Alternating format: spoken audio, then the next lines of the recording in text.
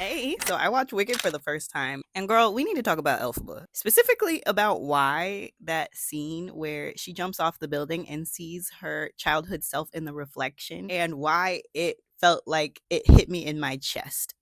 Going into Wicked, I thought the appeal to everyone was that it's the origin story of an outcast. The girl born green turned wicked, and after watching Wicked Part 1, I'm wondering, what if Wicked moves us because we're all a little green? And what if Elphaba's journey in Part 1 shows us a very real choice? So, let's investigate. Like every family, they have their secrets.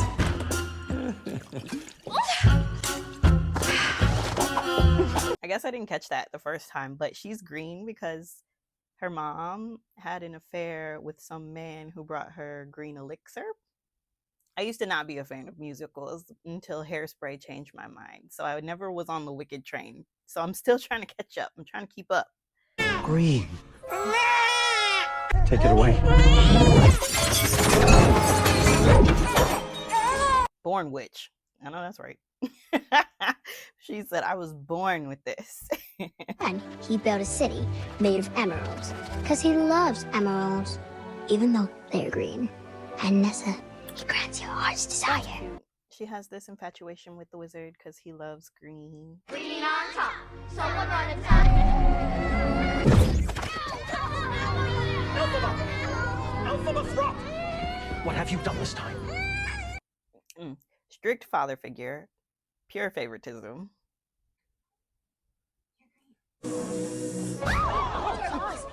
You're green. I am. Oh, crowd reacting to her flipping her hair is sending me. They said, "Oh!" I love that Elphaba is not ashamed of her greenness. It's everyone else that wants to make her feel ashamed of her being green, but she owns it. It's not a story of like, oh, I'm an outcast and I'm green and I hate it. It's everyone else who has a problem with me being green, unprovoked. Safely settled in her room. Make sure she gets everything she needs. Father, she's on her own. Just stop jabbering. Just do what I say. Oof. Okay, so she starts out at an early age growing up being overlooked and undervalued because she is born different. The only difference is that her difference is easily visible, and they consider that visibility off-putting. And both Nessa and Elphaba have very visible differences, but Nessa's is framed as acceptable and worthy of sympathy, while Elphaba's is seen as a problem that needs to be fixed or feared. Let her go! Yes, that was me. Okay, so Madame Morrible, is that her name? It's weird that she took credit, right? It's weird that she saved the social life of someone she originally had no interest in. I'll say that. Have you had this talent? No talent. No. Something just takes over me, and something I can't control. That's why you need to be in the right rooms, because some people who see your gifts as a burden in a different room will see it as a talent. And you never know what it is about yourself that you could be seeing as not valuable. Someone could look at you in an instant and know that thing that you possess is more valuable than you think it is. If you can learn to use your powers in the right way. Miss Elphaba. Ooh, okay. So in the song she sings after she talks to Madame Morrible, like, there's some things in here that are sticking out to me. She keeps saying, once I prove my worth, and this wizard sees me as worthy, then people won't be ashamed of me. I'll be accepted. So Elphaba wants, I could say approval, but it feels like she just wants to be seen. Elphaba wants to be seen for who she is. She's green. She accepts that she's green, but also she's like, if it will help me fit in and be seen and loved and accepted, then if the wizard degrenified me, it wouldn't be so bad. Maybe. Some of us are just different. Well, it seems the artichoke is steamed. You know what? The people of Oz have some nerve to look at her crazy because she's green when they live in a world where animals can talk. We cannot escape the past, and we ignore it at our own peril. They want to silence animals Elphaba is seeing it dissolve in real time. It's interesting. You wish what? I wish there was something I could do, because no one should be scorned. Told to stop jabbering and keep walking. Absolutely remarkable. It's so weird because Madame Morrible is like painting this illusion that she cares about what Elphaba cares about, but Elphaba can't really see it because she's kind of blinded by this idea of the wizard and how the wizard's going to be the end all be all and she'll be finally accepted and seen and appreciated. Madame Morrible can see that Elphaba is passionate about what's happening to the animals, but she also is pretty much just using that emotional leverage to push her to harness her skills. Sorry. Bad. I must be catching a cold. I must be catching a cold, so he bad is. So sorry, miss. We didn't see you there. You must have blended with the foliage. Antony, he's a prince? Oh, I'm not sure I'll last longer at this school than any of the others. But I wasn't at any of your other schools. What a flirt. A magic wand. Actually, I have no faith in you. This is your roommate's idea. I have no idea why, but I can't risk losing her. She really didn't want to give Glinda that wand. She was backed into a corner, man. She was like, look, I can't lose her. So come on. Damn. Say this much. She doesn't give a twig when anyone thinks. Of course she does. She just pretends not to.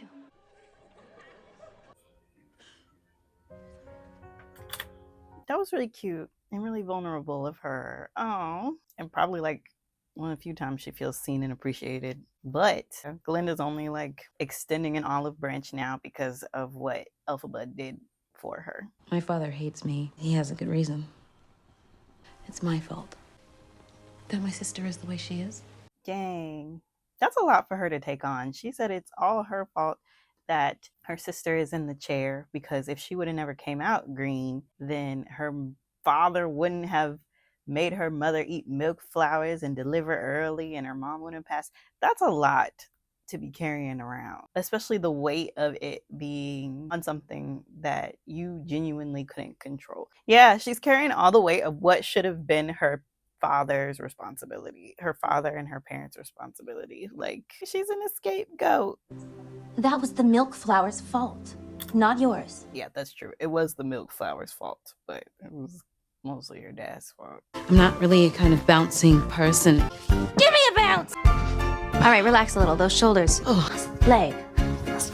Leg. toss. Leg. Now that she's got the like favor of her peers, I guess, because Galinda's accepting her, but only like accepting her, yet still, you know, trying to like make her more palatable, acceptable, trying to change her throat and put pink in her hair. Will like her. This will be my last day here at Shiz. Animals are no longer permitted to teach.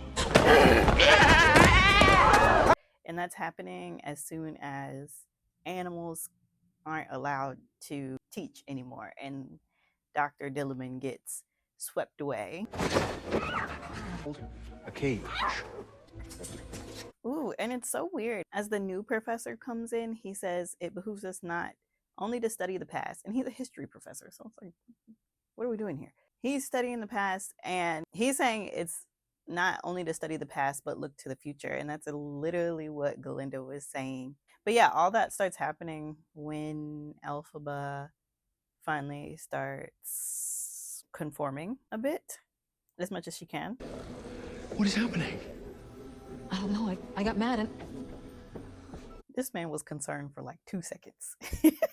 He went and grabbed that animal. Fiora, what are you doing? Well, you coming?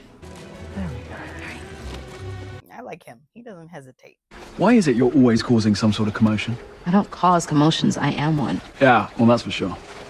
So you think I should just keep my mouth shut? Is that what you're saying? She said, you think I should just keep my mouth shut then? I don't cause commotions. I am one. His Royal Osness summons you most ceremoniously to his personal palace in the Emerald City. You're gonna have to prove yourself first. Prove myself? No, because she was right to ask prove myself. She said prove myself. I've already been invited. You have to prove yourself because I had to prove myself, kind of thing. Mustn't let you get wet. Not when you're on the cusp of greatness. She keep reminding this girl over and over again that you are only valuable to me because of your gifts. She said, not when you're on the cusp of greatness. We can't let you get wet. Like no other time does she care about this girl's well-being. I'm happy for you. Thank you.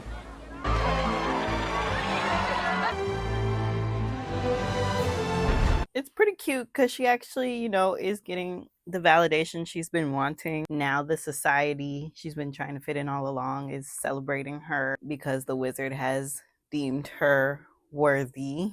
Come with me! Couldn't possibly. This is your moment. I'm coming. I'm coming. My name is Elphaba Throp. Throp? A man. Elphaba Throp? I didn't know it was you. You made it. Sorry about all that. I didn't mean to startle you. So clearly this whole time, they had her thinking that she was going to have to prove herself to him and impress him. Meanwhile, she gets there and he's fumbling around to give her what she wants, to impress her. My heart's desire is for you to help the animals. I had a feeling you were going to say that. Yeah, I already know you. I swear I thought this was the part where he was going to say that he was her daddy or something. Purple? Wait, just go back one, please. The yellow relay? Yes. Just as road to me. Neither could you, I see. It's the way she has automatic beef with Glinda. Sweetheart. It opened for her. One, she's running circles around these people, all right? Circles around these folks. Dearie, I myself can only read a word or two, and that took years. Abentake. It's crazy how the theme of like spoken word keeps coming out. Like the animals are losing their ability to speak. When the injustice happened, the people in the class were silent, and the Grimmery, the lost language, is something only Elphaba can speak. We hope for eyes in the skies. Yes, they'll make perfect spies. Spies. She's realizing that they knew that she wanted justice for the animals, and they still used her for her power to actively act against what she stands for. Okay, so this is so random, but because this movie is on Amazon Prime, there's a fun fact, right? And it says, from the map room to the glow of the Grimmery, yellow hues in the film symbolize guidance and enlightenment. So that's really interesting. Because watching The Wizard of Oz, I always thought the yellow brick road was really symbolic. Maybe the yellow brick road as guidance and the Grimmery glow as enlightenment has something to do with the culmination of this. You have no real power. It's going to be you and me and, hey, if it'd make you happy, possibly your friend. Did literally offering her what she wants to feel at home, to feel accepted, not just by the wizard, but by her peer group, which I feel like Glinda represents, like being accepted by your peer group, your direct peers, and that acceptance from the Wizard of Oz, who's like the person you believe will help you make your dreams come true. And then her teacher, who's there as like a direct authority, wanting that acceptance and realizing that every single one of these people isn't going to give you that acceptance without you sacrificing a piece of yourself. Glinda wanted to change her appearance, and Madame Morrible wanted her to use her skills for wanted her to use her gifts the right way. And the Wizard of Oz wants him to use her gifts for his benefit and his agenda. Listen! If you want to keep your families safe, you'll stay loyal to our wizard. I don't know, but that just reminded me of like the Sinners video that I did. It almost kind of felt like how you get people to act against their own best interest. Basically, she like threatened their families, right? And we talk about that in the Sinners video. So it's just crazy to see some of these themes pop up again and again. Quick, jump! Jump! Knee jump! Yes, girl, jump! Why can you stay calm for once instead of flying off the handle? Yeah, and it's also like a lot of managing of her emotions. Her dad telling her like not to jibber jabber or whatever. When she got angry at those kids and threw rocks at them with her powers, it seems like it's just like a bunch of people continuously trying to manage her. And she has to do all these things trying to juggle not only what her peers expect, what her teachers expect, her father, the Wizard of Oz. When she chooses the emotion that first comes natural to her, she's shunned and scolded. You don't know what you're doing with that blade! Maybe you're not as powerful as you think you are. Belinda just knew that she wasn't who she said she was. And they continuously throughout the whole movie were hoping that she would prove that to them. And continuously throughout the whole movie, she proved them wrong again and again and again without effort. That's the part that's the craziest. They're all sitting here from Madame Morrible to Glinda. I don't know. I think the Oz knew who she was, exactly who she said he was. She was. He had no questions. He was ready to give her it all without even seeing her do a single spell. And the thing is, she didn't even think her gift was all that. It was everyone else that saw it and knew how valuable it was, but also turned around and tried to convince her that it wasn't, or wait for her to fall. Guys, I'm filming a video. It's like WWE over there. Come with me. Think of what we could do.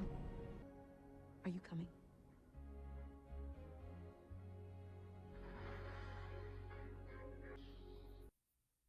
It's such a lonely choice. What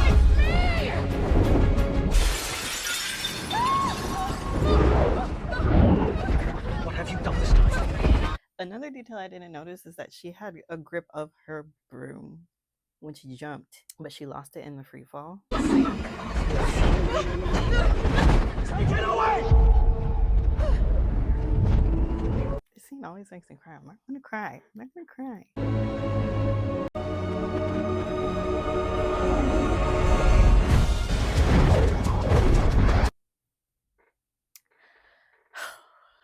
Oh my gosh. That scene specifically invokes a lot of emotion. This is the path she has to take, and it's a very lonely path.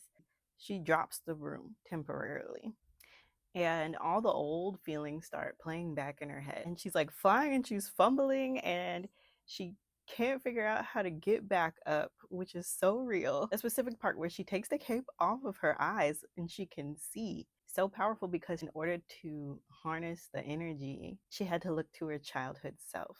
And I think that just says a lot in basically no words at all. To me, it says a lot about like losing your spark when you choose yourself, because eventually you have to, you know, things not built on your true self eventually fall apart. It's not going to be the thing that satisfies your peer groups or your authority figures or even the big bold dreams that you once had. And when you do that, and when you make that separation, you choose that path, it's ultimately disorienting. She didn't jump and just fly. She fumbled and she couldn't see, and she got disoriented and confused. And to me, that's like really symbolic of like when we lose our spark, because something happened. Something has us disheveled and disoriented and disconnected from what we used to connect to. And in this case, it's acceptance, like being accepted, feeling at home in people in our dreams, striving for that, but not really reaching it unless we sacrifice a piece of ourselves. And in that free fall, not knowing how to get back up, we're fumbling, we're falling, we don't know what's going on. And the message in the movie, it's like literally basically telling us that all the answers to finding our spark and being able to fly again are found in our childhood selves. Ooh, she be singing. I can't wait for part 2. I had a completely different direction for this starting out. Not completely different, but I had a bit of a direction for this that was a little bit different. But I don't know if I can get there. I think I might need to see the second part. So good movie, by the way. I think it's just important to know, right? This whole movie, she is like basically on a mission to be accepted. Like while she is comfortable, like she accepts the fact that she's green, she doesn't seem very like insecure about it, but she does want to be accepted. She wants to be seen and understood this in the way that she wasn't when she was a kid. And we see her attempt a lot of different ways, maybe not a lot, but attempt ways to gain that feeling. She thought she would find it in Glinda. Not even Glinda. Like she just thought she would find it in a place outside of herself. And it was there. It exists. She found it at school. She found it in using her magical gifts, and she found it in the Oz finally noticing her, acknowledging her. But what she didn't account for is that it always came with a cost. Seeking approval outside of herself always came at a cost, whether it was sacrificing her morals, the animals, changing her appearance, staying silent, or even using her gifts in the regulated way. Basically, she's allowed to shine, but only on their terms. And so basically, what do you do when you realize you no longer want to sacrifice your morals to be accepted, when you no longer want to change yourself? What choice do you make? What do you do when neither path allows you acceptance without sacrificing parts of yourself? You jump out the window. Yes. Okay. Yeah, that's it. That's the choice. Elphaba is caught in this tension with two ways to be recognized. Either she shrinks to meet the expectations, maybe of her father, maybe of everyone else around her, wanting her to conform. She performs these special gifts she has, what makes her different, but it's conditional. They only want it in a certain way, palatable, a way that's easy to be controlled. So, what does she do when neither path lets her be fully herself? She jumps into the unknown, where she can be unlimited. That was just so powerful to me as someone who's never seen the play and as someone who actively worked hard to get their spark back. Tell me how this scene made you feel. And I just rewatched Now You See Me, and I looked at it completely different. It was crazy. Check that one out right here. And I'll see you next time. Bye.